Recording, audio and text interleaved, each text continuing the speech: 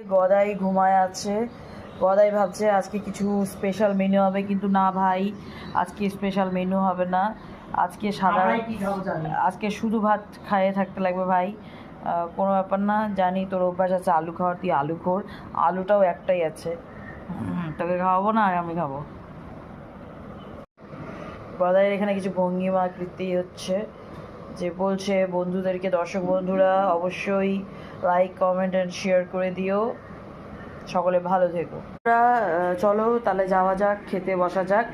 আজকে কি রান্না হয়েছে সেই রান্নাটা তোমাদের সাথে শেয়ার করে খাবো, আর সঙ্গে থেকো।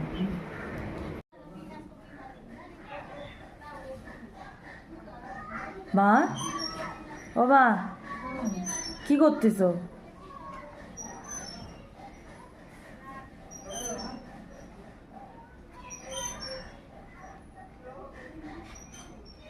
কি করতেছো একটু দেখো তো এদিকে।